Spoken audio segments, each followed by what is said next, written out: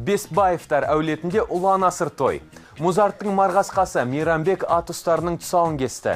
Естеріңізге сала кетсек, осыдан бір жыл бұрын әншінің жары Мархабат Мейрамбекке шекесі торсықтай ол сыйлаған болатын.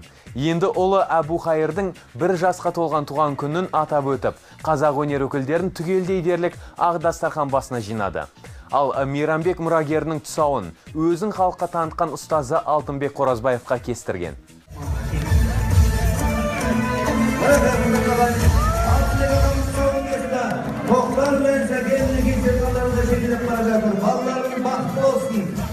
Жаниясы жайлы көп жерде тіс жара бермейтін Мейрамбек Бесбаев бұл қуанышына бақ өкілдерін шақырмаған.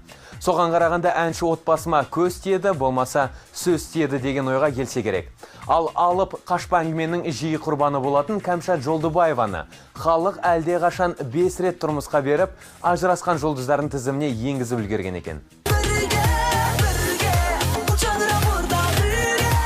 Кәмшат тұрмыс құрды. Бұл жалған ақпаратқа Жолдыбаеваның еті үйренгелі қашан. Бір қызығы халық өнересін отандық шоу-бизнестің серілеріне қосатын көрінеді.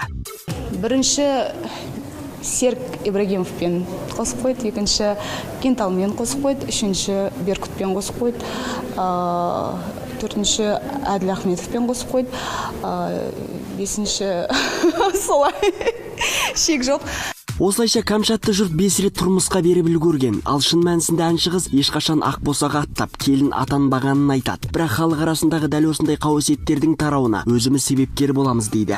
Өзімізде қалжыңдап отырып, Кентал маған сөз салды деген, немесе Сергей Ибрагимовпен қойып қойған суреттерімізді сондай болды енді. Былай айтқанда, жер болмаса шөптің басы қозғалмайды дейді ғой. Бірақ ол әрине шындық емес. Сенбеңіздер. Алып қашпа әңгімелерге жиі тап болатын жұлдыздардың бірі әнші Лидо. Тіпті кезінде өнер иесінің жаратылысына күмән келтіргендер көп болған.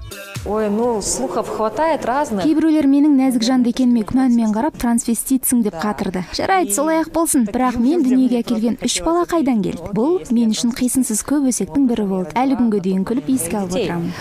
Вот. Ал соңғы уақытта бастары дауға қалған 91 тобы керісінше әлі күнге дейін еркек екендерін көпшілікке дәлелдей алмай жүрген көрінеді. Біздің еркектік тәніміз туралы айтады деген сияқты әңгіме. Біз еркекпіз. Болды, бірақ әңгіме негізі. Содан кейінгі біздің дүниені, білмеймін, біздің атымызды біртүрлі бір қараңғы дүниелердің ішіне кіргізіп жатыр да, мүлдем қатысы жоқ бізге. 91 тобы тарады. Бұл аталмыш бойызбен жігіттерін таңғалдырған соңғы қауесеттердің ішінде көш басында тұрса керек. Біз топтан шығайық деген сияқты әңгіме болатыр дейді. Жоқ. Олды өтірік. Мен өзім қатты таңғалам. Қазіргі кезде өте сұмдық тенденция жүріп жатыр. Негізі 91 туралы бір әңгіме айтсаң, біраз қызық болады деген сияқты. Бұл тек халық арасында желде ескен қауесеттердің бір тобы ғана. Ал жұлдыздар қауымы алып қашпа әңгімеден гөрі тыңдармандары ақпараттың ақиқатына зер салса деген үмітте. Серік Қазаязбаев, Ерлан Абдуалиев, Ревью жаңалықтары.